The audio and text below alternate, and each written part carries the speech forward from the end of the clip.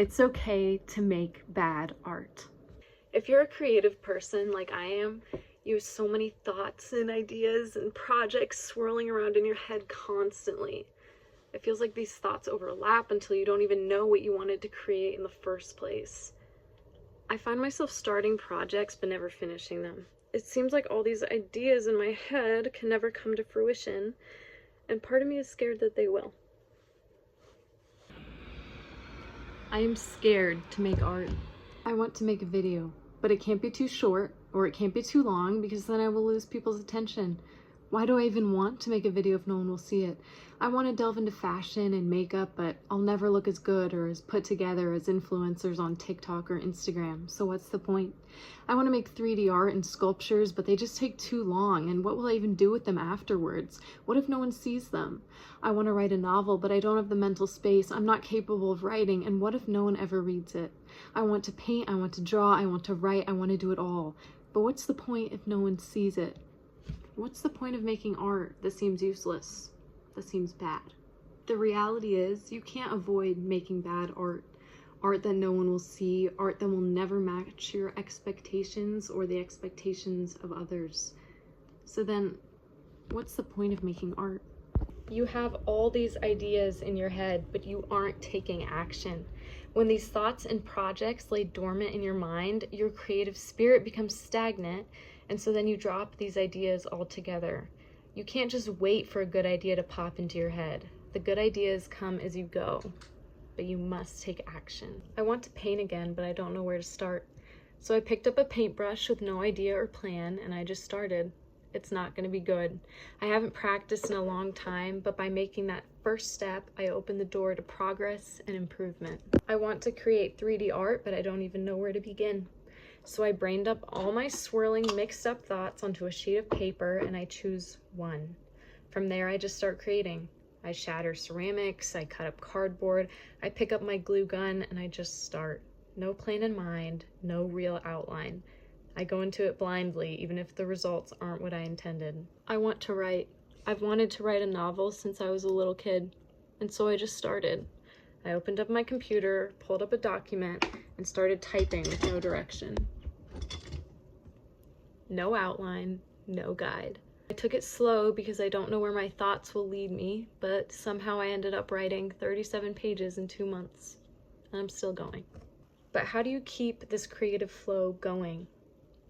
Make a list. Write out every possible idea or thought or project you have in mind, no matter how bad or stupid each one sounds. This list is for you and for you only. You have to get those ideas out of your head or they will stay there, stuck and unmoving. Start with one thing. Work and work and work at it until you burn out. Then move on to the next thing. Do the same. You may burn out or you may stick with it and keep going. Keep adding on until you have multiple projects going. For example, I might spend the entire day painting and then lose interest after a while. So then I switch over to writing and spend a few days working on that. Once I lose motivation, I can take back up painting or move on to another project. At some point, you'll get used to going back and forth until you are in a constant flow of creativity. Don't let fear get in your way. If you create out of fear, you will never get the results you want. Art is about pouring yourself into something. It's personal because it's a part of you in so many ways. You can't compare yourself to others because you will never be that artist or that writer. That's just something you can't control.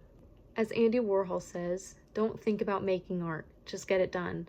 Let everyone decide if it's good or bad, whether they love it or hate it. While they are deciding, make even more art. I would not consider myself a good artist. I make stuff to make stuff. I write to write. I don't understand fine details and techniques and forms and specific writing processes, and yet I still create. I've fallen in love with my own art, even though I know other people might not like it. But here's the thing. One man's trash is another man's treasure. What you might think as something that's stupid or boring or too simple, another person might look at it and be like, hey, that's pretty cool, or that's kind of interesting, or that's kind of thought-provoking. I'm gonna go make some of my own art, or something like that. Stop underestimating yourself. You have so much potential that goes beyond what you think you can do. I thought education was my path. It's what my friends told me I was good at. It's what I told myself I was good at. It's what my professors said that I excelled in. And so I went that path. And yet I felt this nagging feeling in the back of my mind. The thought that I was meant to do so much more, I just didn't have the tools for it. And then one day I realized that I don't have the tools for it. And that's okay, because I have to start somewhere, even if I was coming in with nothing. And so I switched my major from elementary education to 3D art and marketing. That was one of the scariest decisions I've ever made. But I'm following my passion now, and I'm working harder at it than any other major I would have chosen.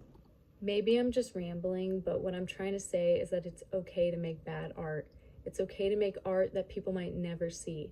It's all about taking action and making that first step to pave your own way into something so much more than you ever thought you could reach. Keep making bad art, because no one can create like you, and that's a beautiful thing.